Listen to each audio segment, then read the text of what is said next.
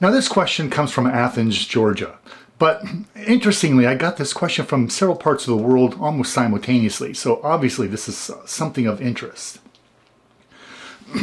What causes some UV gels to self-level while others don't? Viscosity is a term used to describe the thickness of any liquid or gel-like substance. A low viscosity indicates the material has a thinner consistency and flows more easily. Thicker liquids can have very high viscosities. Some gel-like substances flow very slowly, while others are so thick they feel solid. The polymer material found inside the insoles of some tennis shoes is a good example. Now, some UV gels have such thick viscosities that once you place them, they don't change shape very easily. UV gels that do not flow or change shape and cannot create a smooth surface on their own are said to be not self-leveling. Now, UV gels that allow their surfaces to smooth out and melt out to erase small brush marks or other defects are called self-leveling. To understand why this happens, we need to discuss another related property called shear thinning.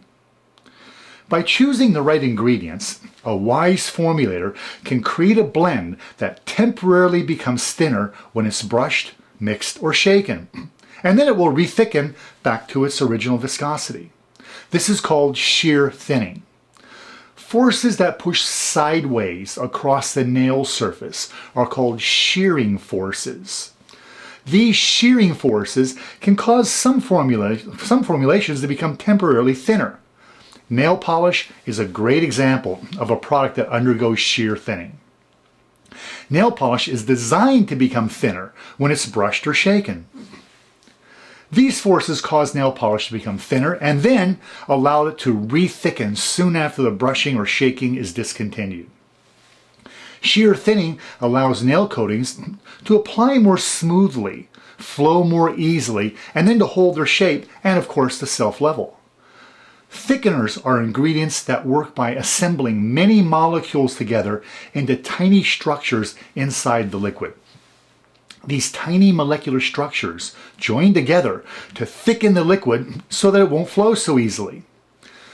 The more of these structures there are, the thicker and more rigid the liquid will become, possibly to the point that it will not flow without being pushed.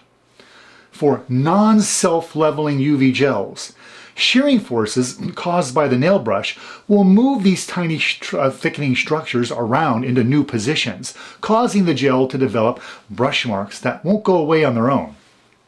Now, for self-leveling UV gels, the same shearing forces of the brush temporarily breaks up these tiny molecular structures, and the viscosity drops just in that area. This allows the product around the brush marks to flow out on its own and smooth out the surface. Then the molecular structure quickly reforms and it holds onto this new, smoother shape. So it's the brushing action that actually causes the UV gel to become temporarily thinner, melt out defects, brush marks, etc., and then thicken again rapidly to hold its shape. When this is repeated each time the UV gel is brushed, the product is said to be self-leveling.